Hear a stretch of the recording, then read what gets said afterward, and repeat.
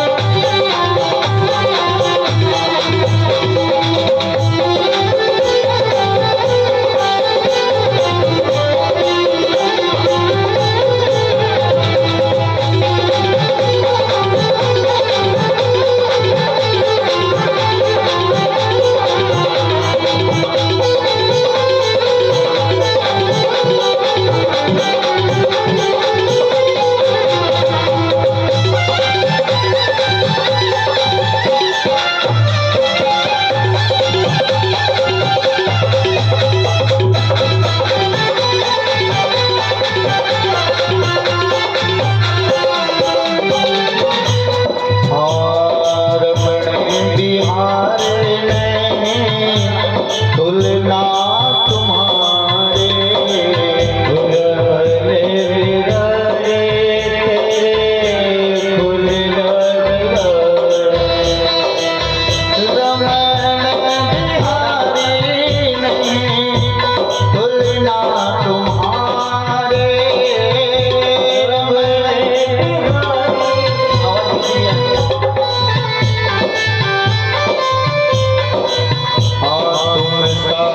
देखा कोई पहले अदारे तुम सा न देखा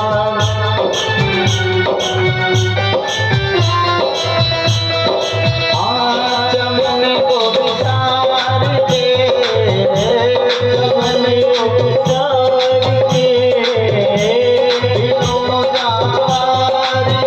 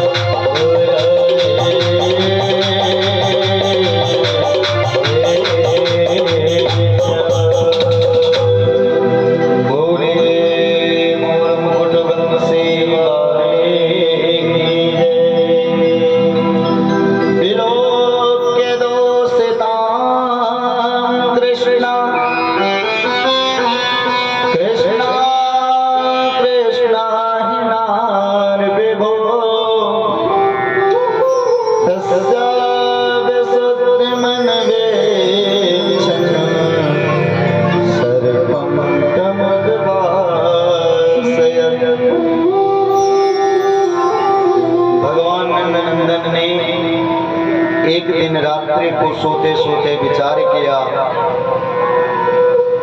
कि हमारा अवतार किस लिए हुआ है। प्रकृति को शुद्ध करने के लिए। और जब तक माँ यमुना में काली नाग वास कर रहा है तब तक हमारा अवतार का प्रयोजन सिद्ध नहीं होगा। यहाँ 3 बार कृष्ण शब्द का आश्रय लिया भगवान सुखदेव ने। कृष्ण ने कृष्णा मतलब यमुना जी में और कृष्णा मतलब कालिए, क्योंकि प्रिया और प्रीतम के बीच में तीसरे की कोई आवश्यकता नहीं है। प्रेम गली यति साकरी या में दोना समाए। तो यहाँ पे प्रिया प्रीतम है तो यहाँ दूसरे की आवश्यकता क्या है। ऐसा विचार करके माँ यमुना को शुद्ध करने के भाव से भगवान ने आज कंदुक क्रीड़ा का मन बनाया कि भैया हम सभी लोग कंदुक क्रीड़ा खेलने के लिए यमुना तट पे जाएंगे काली हृद पर। सभी मित्र मंडली ने मना कर दिया, अरे भैया वो काली नाग जहाँ पर निवास करता है उस हृद पर हमको नहीं जाना, वरना एक जीवित लौट करके नहीं आ पाएंगे, सब के सब मारे जाएंगे। कह रही भाई चलो कोई बात नहीं, तुम लोग नहीं जाओगे तब भी मैं जाऊंगा। लेकिन भगवान बलराम को अपने साथ नहीं ले गए। क्यों? क्योंकि बलराम जी शेष के अवतार हैं और आज भगवान काली का उद्धार करेंगे। इसलिए अपनी जाति के प्रति प्रेम होना ये स्वाभाविक है। इसलिए भगवान आज बलराम जी को नहीं साथ में ले गए। और जब यमुना के तट पर भगवान पहुंचे कंदुक क्रीड़ा करने के लिए, तो महाराज सभी लोगों ने खेला, जिसको वर्तमान समय में क्रिकेट कहा जाता है ना। दुनिया के लोग मानते हैं कि क्रिकेट जो है वो ऑस्ट्रेलिया और इंग्लैंड का देन है, लेकिन जिस समय भगवान कंदुक क्रीड़ा करें वहाँ उस समय ऑस्ट्रेलिया और इंग्लैंड का कोई नाम पता भी नहीं था। तो भगवान कंदुक क्रीड़ा करते हैं। सभी गोप बालकों ने अपने अपने वारी की प्रतीक्षा की। जब जिनका वारी आया सब लोग खेले, लेकिन भगवान का जब खेलने का समय आया तो भगवान इतना दूर गेंद को मारा, मतलब गेंद बाउंड्री से बाहर सीधा बीच यमुना में जा करके गिरा। अब भाई जो राधा रानी के भाई हैं उन्होंने कहा कि लाला तो हमारे गेंद को मार दिए, हमारे गेंद को ला करके दो। भगवान बोले, अरे तुम एक गेंद का बात क्या करते हो भैया, हम ऐसा तुमको 10 गेंद दे देंगे। कि लाला हमको वही गेंद चाहिए।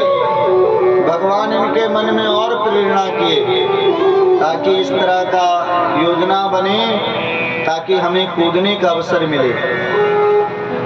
लाला तुम ऐसा मत सोचो कि तुम बहुत बड़े बाप के बेटा हो।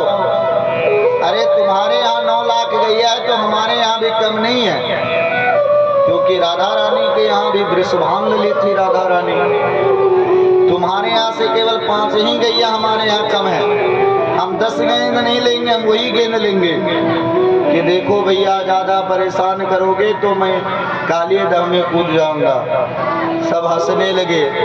अरे तुम मजाक कर रहे हो, अगर तुम कूदोगे तो तुम्हें पता नहीं काली दह में जो गिरा वो आज तक जीवित नहीं लौट पाया। भगवान ने कहा मैं क्रोध मत दो वरना मैं कूद जाऊंगा। अब भैया इतना कहते कहते भगवान तट पर पहुंच गए और पुराणांतर यह भी कथा आती है कि कदम के वृक्ष पर चढ़ गए। सभी गोप बालकों ने मना किया, अरे लाला मत कूद भैया, हमें गेंद नहीं चाहिए, तुम लौटा दूसरा गेंद। की नहीं, अब तो हम वही गेंद लेकर के आएंगे। भगवान छलांग लगा दिए। उधर जब भगवान छलांग लगाए, इधर मैया यशोदा का हृदय बहुत तेज धड़का। वो पूछी लाला कहाँ, मेरा लाला कहाँ गया? तब तक 2-4 गो बालक दौड़ते हुए, अरे मैया तुम्हारा लाला तो काली दह में कूद गया। अब मैया जो सुनी मूर्छित हो गई। जितने ब्रज की गोप गोपियां ग्वाल बाल सब सुने, सब दौड़ करके आए काली दह के तट पर। आबाल वृद्ध वनिता सर्वेंगा पशुधृतया निर्जगमो गोकुला दीना कृष्ण दर्शन लालसा। जो भी अबला हैं, वृद्ध हैं, मैया हैं, ये सब वहां दौड़ करके आई। क्यों आई? क्योंकि ये भगवान कृष्ण की उत्कंठा दर्शन के। दर्शन दो घनश्याम नाथ मोरी अखियां प्यासी रे। माँ यशोदा यमुना काली दह में यमुना में कूदना चाहती हैं, बार बार मूर्छित हो रही कि लाला नहीं रहा तो अब हम अपने प्राणों को रख के क्या करेंगे। बलराम जी बार बार रोकते हैं, लेकिन जब मैया बहुत जिद करने लगी, कही सुन मैया, अरे ये तो 100 फणों वाला काली है, तुमको तुम्हारे लाला के बारे में पता नहीं, वो तो 1000 फण वाले शेष पर सोता है। और बलराम जी ये कहना चाहते कि मैया वो 1000 सर वाला शेष कोई और नहीं, मैं ही हूँ। अरे लाला ये तो क्या बात कर रहे हो भैया कि मैया मैं सही बोल रहा हूँ, लाला को कुछ भी नहीं होगा। अब इधर तो जब भगवान कूदे यमुना हृद में तो उस समय कालिए आराम फरमा रहा था। नाग पत्नियों ने जब भगवान का दर्शन किया, भगवान का दर्शन करते ही मंत्र मुग्ध हो गई। कुछ समय के बाद बोली, अरे बालक ये तुम्हारा भाग्य बहुत अच्छा है कि अभी हमारे पति देव सो रहे हैं, तुम लौट करके चले जाओ, वरना पति जगे तो तू बच नहीं पाओगे। भगवान के जगाए दो अपने पति को, मैं उसी को जगाने के लिए आया हूँ। अब भगवान की नाग पत्नियों की वार्ता हो रही थी, तब तक नाग कालिए का नींद खुला महाराज। पूरे यमुना हृद में ज्वार भाटा आ गया, पानी खौलने लगी। सब लोग जान गए कि अब कालिए जग चुका है। कालिए जग गया, अब लाला बचवे वारो नहीं। और महाराज जब भगवान बात कर रहे थे उसी समय अपने पास में बांध लिया। नाग पास बड़ा भयंकर होता है। नाग पास में लक्ष्मण जी और भगवान श्री राम को बांधा था मेघनाथ ने। तब गरुड़ जी भगवान को नाग पास से मुक्त किए थे, तब मोह हो गया था। नाग का पास बहुत भयंकर होता है, जल्दी कोई मुक्त नहीं कर पाता। भगवान तुरंत कूद करके उसके सर पे चढ़ गए। अब कालिए जब काटने का प्रयास करता है तो जिस सर को उठाता भगवान उसी सर के ऊपर नाचते हैं। यद यच्छिरो नमतेंगसते कृष्ण तद ममद कर दंडो कृपाते। जो सर को उठाता कालिए भगवान उसी सर पे नाच करके तांडव गति मुंडन पर नाचत गिरधारी। पम पम पम पड़कत फम फम फम फननि पर बिम बिम बिम बिनति करत नाग बधु आरी। तांडव गति मुंडन पर नाचत गिरधारी। सभी देवता आकर के स्वर्ग से पुष्पों की वृष्टि करने लगे।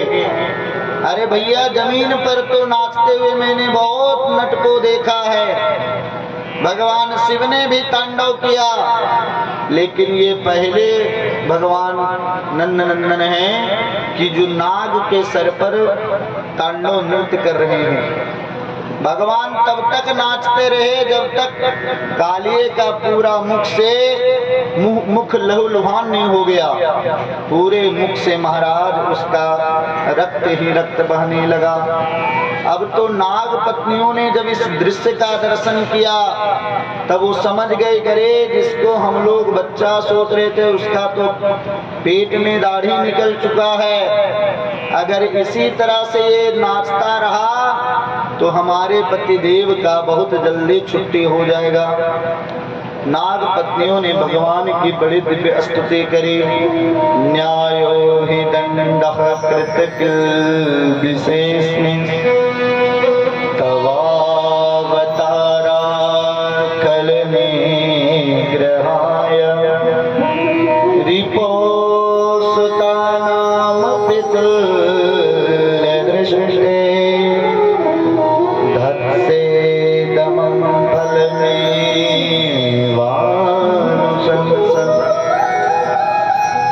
सभी नाग पत्नियां ने 21 श्लोकों में भगवान की बड़ी दिव्य स्तुति करी। नाग पत्नियां कहती हैं कि प्रभु आपका अवतार ही दुष्टों को दंड देने के लिए हुआ है।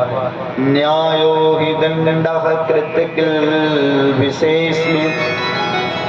सज्जनों हमारे स्वामी को बड़ा अभिमान था। देखिए न्यायाधीश अगर किसी को दंड दे, जिसको जज कहा जाता है, तो न्यायाधीश के दंड में भी करुणा छिपी हुई रहती है, इसलिए जेल को सुधार गृह कहा जाता है। तो प्रभु आप जब किसी को दंड देते हो तो दंड में छिपी हुई करुणा तो नहीं दिखती। लेकिन आपके दंड में भी करुणा छिपी हुई है। भगवान ने कहा, मैंने कौन सा करुणा किया? तुम्हारे पति का पूरा मुख जो है रक्त से रंजित कर दिया। कौन सा कृपा तुम्हारे पति के ऊपर कर दिया कि प्रभु न्यायाधीश के दंड में करुणा का दर्शन तो नहीं होता, लेकिन आपने हमारे पति के ऊपर कृपा की। क्या कृपा कि कृतिक विशेष मिस्तवावतारा खलने ग्रहाय। प्रभु आपका अवतार ही दुष्टों को दंड देने के लिए हुआ, और हमारे पति के मन में बहुत अभिमान था कि उनके जैसा कोई बलवान नहीं है। आपने उनके सर के ऊपर ऐसा नाचा महाराज कि जितना उनका अभिमान अंदर भरा था वो रक्त के रूप में बाहर निकल गया, और जब रक्त बाहर निकला तो वो विरक्त हो गए, अब वो महात्मा हो गए। रिपो सुतानाम दृष्टे। प्रभु आप तो समदर्शी हो, आपके लिए ना कोई मित्र है ना कोई शत्रु है, और आप जो क्रोध भी करते उस क्रोध में भी करुणा ही छिपी रहती है। इसलिए हे प्रभु आप हमारे पति के ऊपर कृपा करें। कि देवी क्या कृपा करूं कि प्रभु हमें कुछ भी नहीं चाहिए, हमें बस आप अपने चरणों का धूल ही दीजिए जिसको हम सर पे धारण करें। भगवान नाग पत्नियों के चतुराई को सुन करके बड़े प्रसन्न हुए। भाई इनको चरण रज की इच्छा है, और इनको चरण धूली तो तब मिलेगी जब मैं अपने पैर को धूल के ऊपर रखूं, और नीचे पैर रखूंगा तो इनको पति के प्राण बच जाएंगे। लेकिन भगवान देखिए, अगर भगवान का कोई भी जीव उनका आगे हाथ जोड़ के प्रार्थना स्तुति करता है तो भगवान शीघ्र ही प्रसन्न हो जाते हैं, क्योंकि सकृत प्रणाम किए अपनाए। भगवान के आगे एक बार कोई हाथ जोड़ दे, अरे बड़ा से बड़ा पापी जीव भी अगर भगवान के आगे हाथ जोड़ता है तो भगवान उसके सभी अपराधों को क्षमा कर देते हैं और उसके ऊपर कृपा करते हैं। तो नारायण, आज जब नाग पत्नियों ने भगवान की दिव्य स्तुति की तो भगवान बड़े प्रसन्न हुए। इसलिए हम लोगों को घर में स्तुति जरूर करना चाहिए, है ना, जिससे भगवान के हमारे जीवन के ऊपर कृपा हो। गोपी गीत का पाठ करिए, मधुराष्टकम का पाठ करिए, महाराज राम रक्षा स्तोत्र का पाठ करिए, आपको जो भी अच्छा लगे। भगवान की स्तुति नित्य प्रति। कुछ नहीं आवे तो श्री रामचंद्र कृपाल भजमना, भय प्रकट कृपाला। आपको जो भी अच्छी स्तुति लगे उस स्तुति का नित्य प्रति पाठ करिए। देखिए, संस्कृत पढ़ने नहीं भी आता तब भी पढ़ने का प्रयास करिए। अन्य धर्म में लोगों को भले ही उर्दू पढ़ने नहीं आवे लेकिन फिर भी लोग कुरान पढ़ता है। अन्य धर्म में बाइबल पढ़ने भले भी नहीं आवे फिर भी उसको पढ़ता है, लेकिन हम लोग हिंदू लोग एक भी स्तुति का घर में पाठ नहीं करते। अगर आप ऐसा इच्छा मन में रखते हैं कि हमारे घर के ऊपर ठाकुर जी का कृपा हो तो भगवान की स्तुति करिए और मन को समझाइए। रे पापी मन कर ले भजन, रे पापी मन कर ले भजन, बाद में प्यार पछताएगा जब पिंजरे से पंछी निकल जाएगा, जब पिंजरे से पंछी निकल जाएगा। रे पापी मन कर ले भजन, रे पापी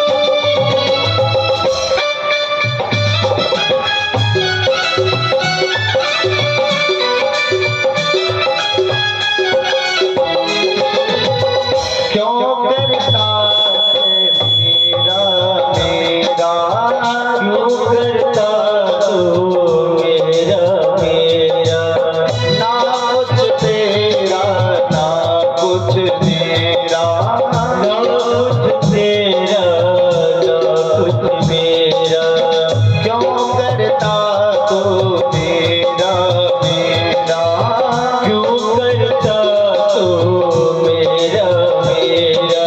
खाली हाथ आया है खाली हाथ जाएगा, खाली हाथ आया है खाली हाथ जाएगा। ऐसा किया कर्म तूने वैसा ही बन पाएगा, जैसा तूने कर्म किया वैसा ही बन पाएगा। बाबे ने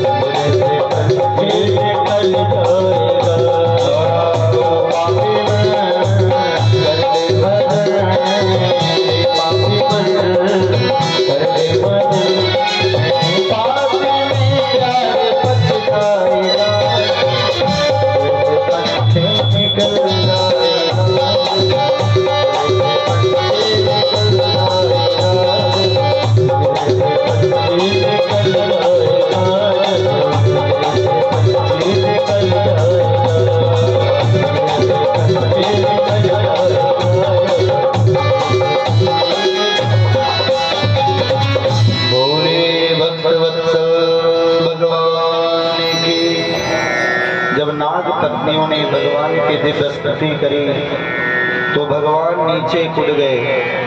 नीचे कूदे तो फिर काली अपने फण को फैला लिया। भगवान ने कहा, देखो देवी, तुम लोग तो प्रार्थना कर रही हो, लेकिन ये फिर डसने के लिए तैयार है। नागपत्नियों ने कहा, सर झुका लीजिए, इस बड़े मुश्किल से तो इनको राजीनामा करे किए हैं, फिर कहीं ठुमकना शुरू किए, इस बार हम लोग भी नहीं बचा पाएंगे। तो नाग काली ने कहा, हम क्यों माथा झुकाएं, प्रभु हमारे कुछ प्रश्नों का उत्तर दीजिए। कि हाँ पूछो भाई, कि प्रभु इस संसार को किसने बनाया? भगवान ने कहा, मैंने। अच्छा, इस संसार में सर्प जाति को किसने बनाया? भगवान ने कहा, मैंने। अच्छा प्रभु, एक बात और बताइए, ये सर्प के मुंह में विष किसने दिया? भगवान ने कहा, मैंने। कि प्रभु, विष तो आप दिए और संसार के लोग हम पर क्रोध करते हैं। जो हमको देखता है महाराज, मुख कुचल के ही फेंकने के प्रयास में रहता है। किया धराया तो सब आपका है और दुनिया के लोग हमसे बैर भाव कर रहे हैं, क्योंकि हम लोग कहते हैं कि तन मन धन सुख संपत्ति सब कुछ है तेरा, तेरा तुझको अर्पण अब क्या लागे मेरा। ये प्रभु जब सब आपका दिया हुआ है तो हम क्यों आपके आगे सर झुकावे? भवान ही कारणम तत्र सर्वज्ञो जगदीश्वर अनुग्रहं निग्रहं वा तद्विधे। प्रभु, किया कराया तो सब आपका है, लेकिन दुनिया के लोग हम पर क्रोध करते हैं। काली नाग के तर्क पर भगवान बहुत प्रसन्न हो गए।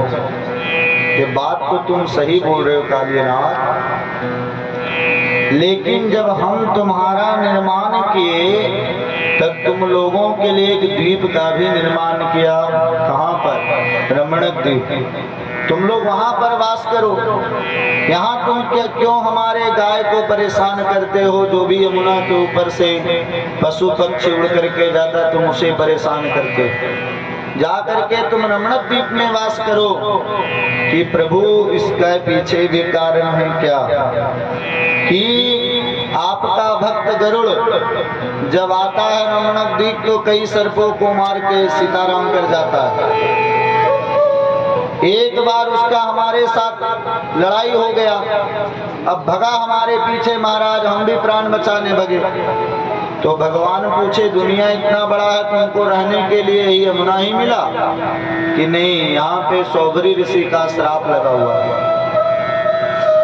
ऋषि ने श्राप दिया है कि गरुड़, जब तुम इस यमुना के तट पर हिंसा करोगे उसी समय तुम मृत्यु को प्राप्त हो जाओगे। इसलिए यहाँ साप बस आवत नहीं, श्राप के बस यहाँ नहीं आता प्रभु, इसलिए मैं यहाँ पर वास कर रहा हूँ। कि अब तुम जाओ, तुमको गरुड़ से डरने की कोई आवश्यकता नहीं। कैसे? अरे इतना जो ठुमक ठुमक करके नाचे हैं, ये हमारे जो पाद तल का चिन्ह पड़ गया तुम्हारे सर के ऊपर। अब गरुड़ को कौन पूछे? गरुड़ के पिताजी भी तुम्हें कुछ नहीं कर सकते, क्योंकि संसार में कुत्ता दो प्रकार के होते हैं, एक होता है फालतू और एक होता है पालतू। अच्छा, जितने बड़े आदमी का कुत्ता उतना ही उसका ठाठ। अरे भाई, कुत्ते लोग तो एयर कंडीशन में घूमते हैं। देखिए, प्रधानमंत्री के चापरासी में भी इतना पावर होता है कि वो बड़े बड़े अधिकारियों को डांट के भगा देता है। अरे कहने के लिए चापरासी हुआ, लेकिन है किसका? उसको स्वामी के नाम का गर्व है। तो कहे भाई, लेकिन एक बात है, जो पालतू होता है ना, वो स्वामी के नाम का पट्टा गले में पहनता है। स्वामी जब खाने देगा तब खाएगा, स्वामी जैसे रखेगा वैसे रहेगा, वो कभी किसी का दूसरे का द्वार ताक नहीं सकता। तुम मन कुत्ता दर दर फिरे, दर दर दुर दुर हो, और एक ही दर को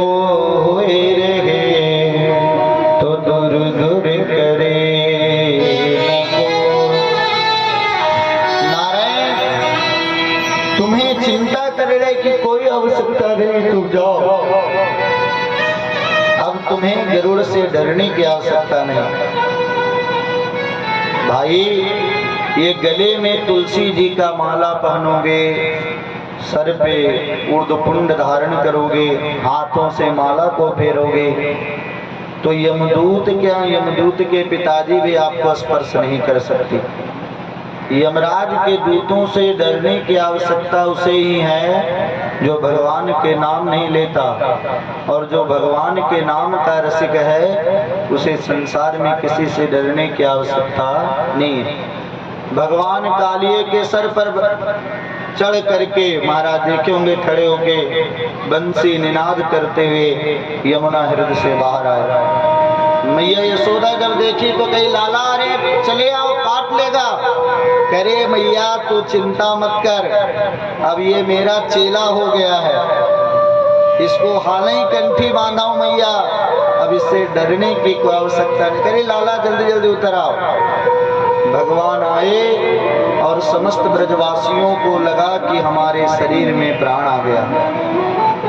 सभी ब्रजवासी थक गए थे इसलिए वहीं सोए। तो भगवान के इस जगह का जल विषाक्त है, कल ब्रजवासी उठ करके अगर कुछ खाएंगे तो इनको कष्ट हो जाएगा, इसलिए भगवान वहां आग लगा दिए। सब ब्रजवासी रात में ही अपने अपने घर चले आए। इस तरह से भगवान ने कालिए का मान मर्दन किया। बोले कालिए मान मर्दन भगवान की जय। महाराज, वर्षा ऋतु समाप्त हुआ, उसके बाद आया कौन सा ऋतु आया? उसके बाद आया शरद ऋतु।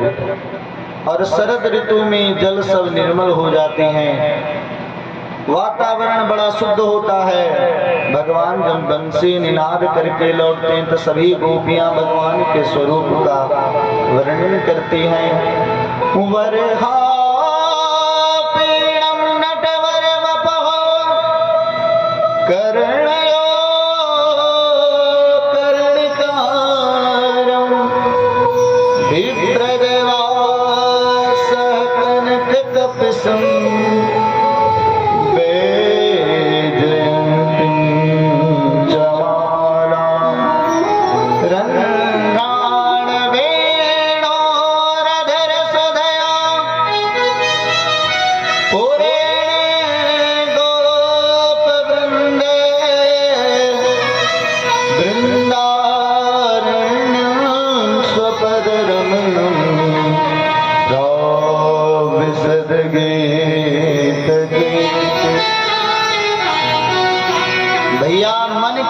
से हम लोग ये दर्शन करें। भगवान जब गौचारण करके लौट रहे हैं तो भगवान की बाकी झांकी कैसी है। वरहा पीड़म, जो अपने सर के ऊपर मोर पंख को धारण कर रखा है। नटवर वपु, जो सभी मनुष्यों में सबसे श्रेष्ठ है, जिनका अंग बहुत श्रेष्ठ है। कर्णयो कर्णिकारं, दोनों कानों में जिन्होंने कनेर के पुष्पों को धारण कर रखा है। विप्रदेवासः कनक कपिशं, अपने श्याम शरीर पर ठाकुर जी ने पीताम्बर को धारण कर रखा है। वैजयन्तीं च मालां, गले में ठाकुर जी ने वैजयंती की माला को धारण कर रखा है। और रंध्राण वेणोरधर सुधया, अधर पर भगवान ने मुरली रखा है। और सभी गोपियां कहती है, मुरलिया वाले रे सावरिया प्यारे रे, मुरलिया वाले रे सावरिया रे रे, मेरा दिल। सभी गोपियां गाती हैं भगवान के मुरली को सुन करके। तो नारायण इस तरह से भगवान मुरली निनाद किए। और जब भगवान शरद ऋतु हो गया तो सभी गोपियां जाती हैं। महाराज, शरद ऋतु में ही माँ कात्यायनी का पूजन किया जाता। अभी नवरात्र आएगा। ऋतु कौन है?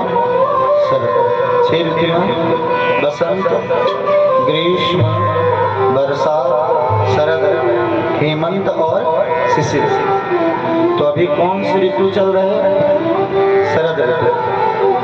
शारदीय नवरात्रा के समय सभी गोपियां भगवान नंद नंदन का पूजन करती हैं और पूजन करके माता रानी से क्या मांगती हैं कि काहे मंते प्रथमे मासे नंद व्रत कुमार का चेरुरे हवे समभंजना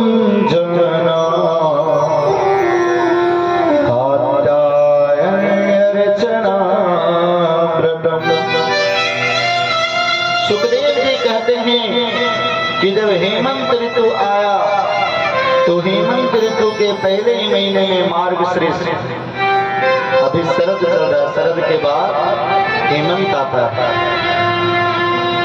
मार्गशीर्ष जिसको अगहन का महीना बोला गया है। ऐसे अगहन मास में सभी ब्रज की जो कुमारियां हैं वो माँ कात्यायनी का पूजन करती है और कात्यायनी का पूजन करके माँ कात्यायनी से क्या मांगती है कि कात्यायनी महामाये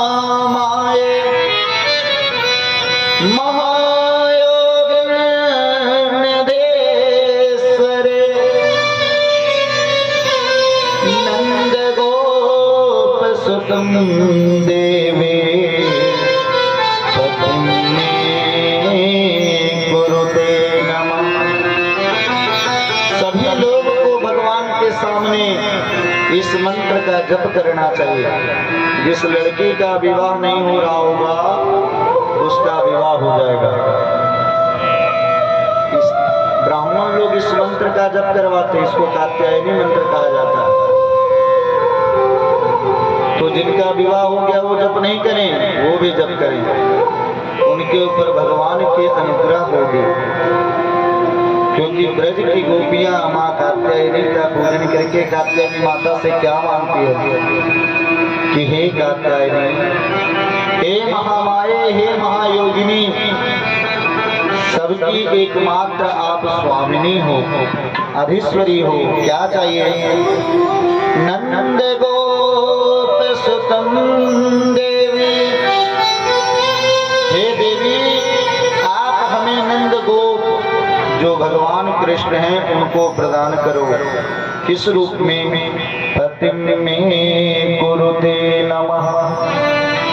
भगवान नंद नंदन को हमारा पति बना दीजिए। पति मतलब पति केवल उसी को नहीं करते जिसके साथ हमारा विवाह हुआ हो, वो तो पति हैं। पति का अर्थ होता है पाति रक्षणे, जो हमारी रक्षा करे उसका नाम पति है। जीव का भगवान से बड़ा पति क्या हो सकता है? इसलिए मीराबाई कहती हैं कि ऐसे वर को क्या वरूं जो जन्मे मर जाए, और गिरधर वर क्यों ना वरूं, मारो छोड़ लो अमर होए जाए। जीव मात्र के पति भगवान है।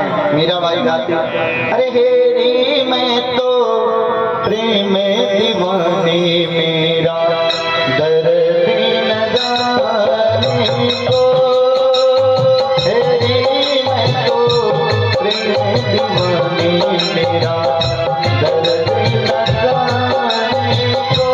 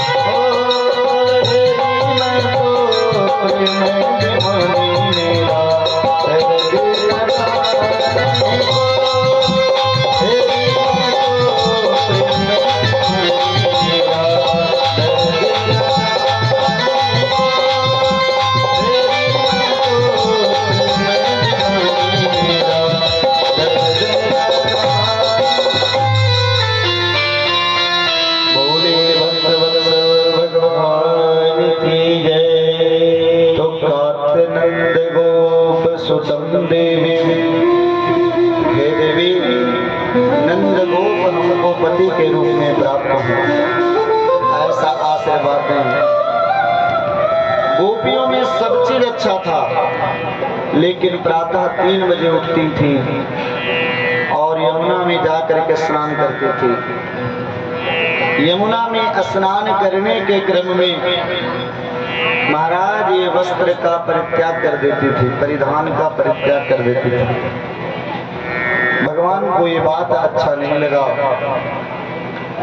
एक दिन भगवान गोपियों को शिक्षा देने के लिए आते हैं। जब गोपियां स्नान करने के लिए नदी में प्रवेश की सरोवर में, और सभी गोपियों के वस्त्र को चुरा करके भगवान चले गए, वृक्ष के ऊपर जाकर के बैठ गए। गोपियां जब स्नान की तब देखी निकल करके तो वस्त्र ही नहीं, अब ढूंढने लगे इधर उधर, तो भाई कहीं नहीं दिखा तो दूर में दिखे नंद नंदन। तो सभी गोपियां भगवान से प्रार्थना करती हैं कि हे नंद नंदन, आप हमको वस्त्र दे दीजिए। भगवान बोले मैं क्यों वस्त्र आपको दूं, आप खुद आकर के ले जाओ। तो गोपियां कहते कि इस अवस्था में मैं बाहर निकलूं ये ठीक बात है कि ये तो आपको तब सोचना चाहिए जब आप नदी में प्रवेश करते हो। गोपियां आप जो है, इसको बंद कर दीजिए। गोपियां आप जो है नदी में जब प्रवेश करती हो उस समय कोई मनचला आ करके तुम्हारा कपड़ा उठा करके भी ले जा सकता है। तुमको इतना तो विचार करके रखना चाहिए कि रे नंद का छोरा, तो हमारे कोई गुरु नहीं हो जो उपदेश दे रहे हो, तुम तो कपड़ा दे दो। अब भगवान को क्रोध आया, कहा ले जाओ अपना कपड़ा, हम नहीं देंगे, हम तुम्हारे बाप के नौकर हैं क्या कि तुम ले क्यों गए। चल कर क्या शिकायत करूंगे यशोदा जी से कि जाओ पहले शिकायत कराओ तब कपड़ा लेना। गोपियां समझ गई कि इससे झगड़ा करोगी तो जीत नहीं पाओगी। सभी गोपियां प्रार्थना करते, देहि वासा श्याम सुंदर दे दास्या करवा माधवोदितम। हे श्याम सुंदर, हम सभी गोपियां आपके चरणों के दासी हैं। आपको हाथ जोड़ करके प्रार्थना करते क्या कि देहि वासांस धर्म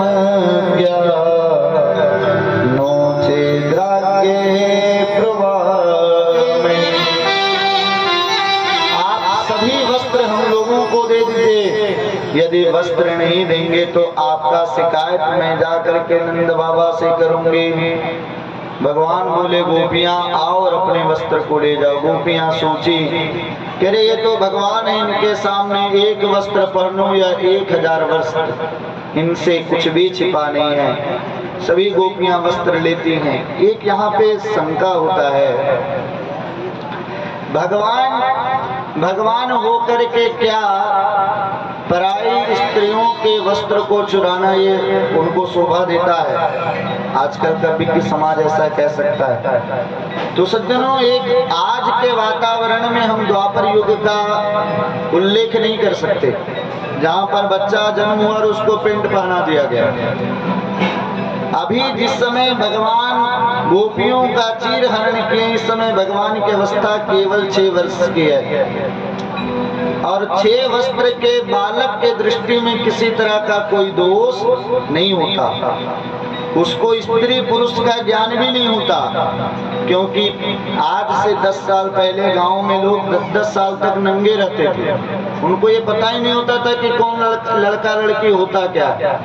आजकल सोशल मीडिया के समय में 1 साल का बच्चा को भी पता चल जाता है कि हम लड़के और वो लड़का है। लेकिन पुराने समय में ऐसा होता था। तो महाराज आज के वातावरण में हम द्वापर युग का वर्णन नहीं कर सकते। एक बात, भगवान की अभी अवस्था 6 वर्ष की है और 6 वर्ष के बालक के दृष्टि में किसी तरह का कोई दोष नहीं होता। दूसरा, ये चीर क्या है? माया ही चीर है। और जब तक चीर हरण नहीं होगा तब तक गोपियों को महारास में प्रवेश नहीं मिलेगा।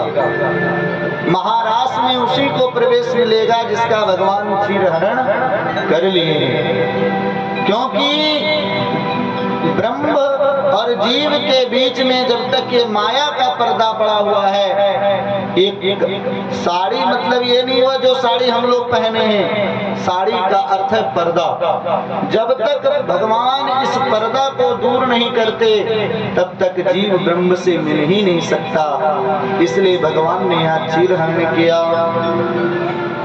चीर हरण के बाद एक दिन भगवान ने क्या देखा कि आज घर में बड़ा सुंदर सुंदर मिठाई पकवान बन रहा है, 56 भोग बन रहा है। तो भैया खाने के लिए भगवान खाने के लिए रसोई घर में प्रवेश की।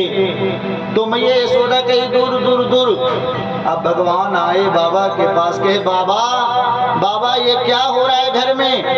अरे मैया इतना सुंदर सुंदर भोजन पकवान बना रही लेकिन चाखवों को नहीं दे। कि लाला ऐसा नहीं कहते कि परगणो भगवान इंद्रो मेघास्तस्यात्ममूर्तया